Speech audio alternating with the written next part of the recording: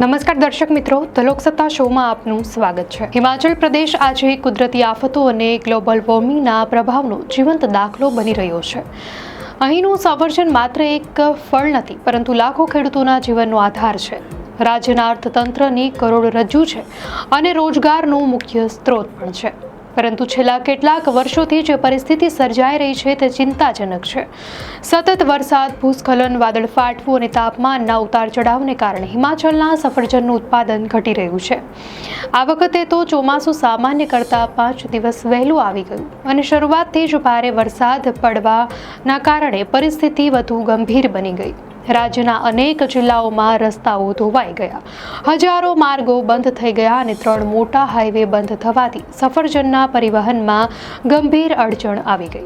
ટ્રકોથી ભરાયેલા બોક્સો દિવસો સુધી રસ્તાઓ પર ઊભા રહે છે, જેના કારણે સફરજન સડી જાય છે અને તે બજારમાં પહોંચતા પહેલા જ બગડી જાય છે।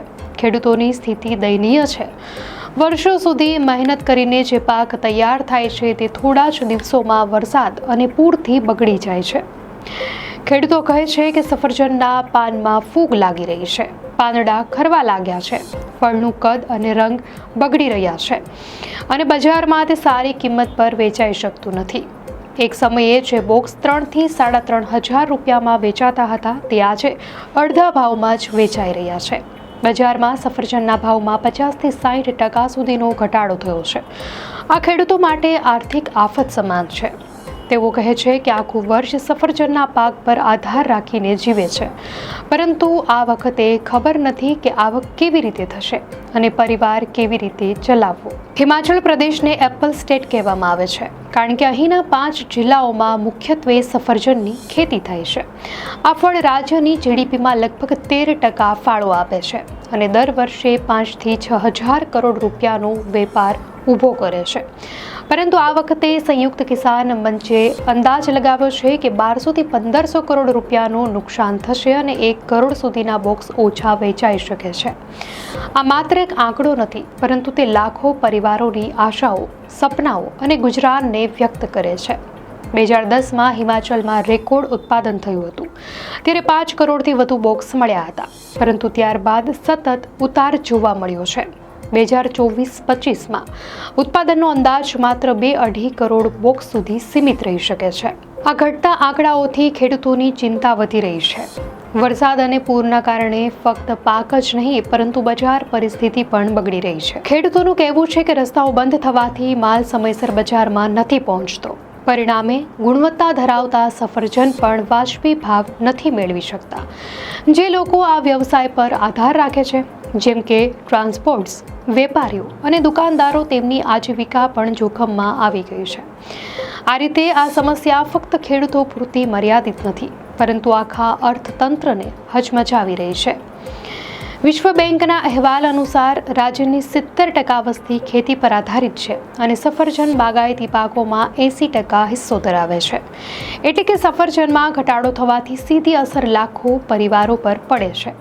ખેડૂતોને જો આ વર્ષે યોગ્ય ભાવ નહીં મળે તો તેઓ આવતા વર્ષે ખાતર, દવાઓ, મજૂરી અને અન્ય ખર્ચા નહીં કરી શકે, જેના કારણે આગલા પાક પર પણ તેની અસર પડશે।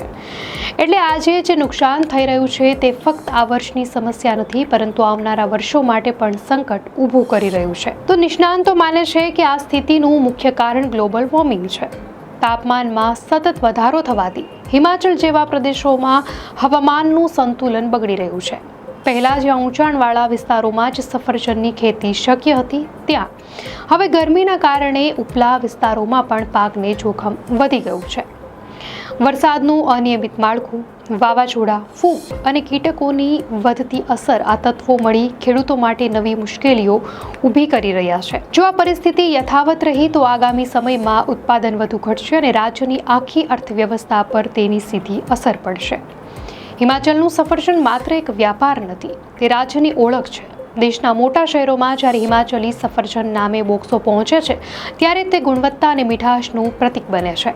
પરંતુ જો ખેડૂતોને આ રીતે નુકસાન થતું રહેશે તો એક દિવસ આ ઓળખ પણ જોખમમાં આવી શકે છે। તેથી હવે જરૂરી છે કે રાજ્ય સરકાર, કેન્દ્ર સરકાર અને નિષ્ણાંતો સાથે મળી લાંબા ગાળાની વ્યૂહરચના બનાવે રસ્તાઓની મરામત, પૂરથી બચાવ માટેની વ્યવસ્થા, ખેડૂતોને વીમો અને ન્યાયસંગત ભાવ મળે તેની ખાતરી કરવી જરૂરી છે. દર્શક મિત્રો, આજે હિમાચલના ખેડૂતો નિરાશ છે. તેમની આંખોમાં ભવિષ્ય માટે અનિશ્ચિતતા છે. પરંતુ જો યોગ્ય પગલાં લેવાય, નવી તકનીકો અપનાવવામાં આવે અને ગ્લોબલ વોર્મિંગ સામે મક્કમ લડત આપવામાં આવે તો આ પરિસ્થિતિને બદલવી શક્ય છે. કારણ કે સફરજન ફક્ત એક ફળ નથી, તે હિમાચલના લાખો પરિવારોનું જીવન છે અને તેને બચાવવું એ સમાજ અને સરકાર બંનેની સંયુક્ત જવાબદારી છે. દર્શક મિત્રો, આ અંગે આપની શું પ્રતિક્રિયા છે અમને કોમેન્ટમાં ચોક્કસથી જણાવશો. અને જો આપને આ માહિતી સારી લાગી હોય તો વિડીયોને લાઇક કરો અને ચેનલને સબસ્ક્રાઇબ કરો.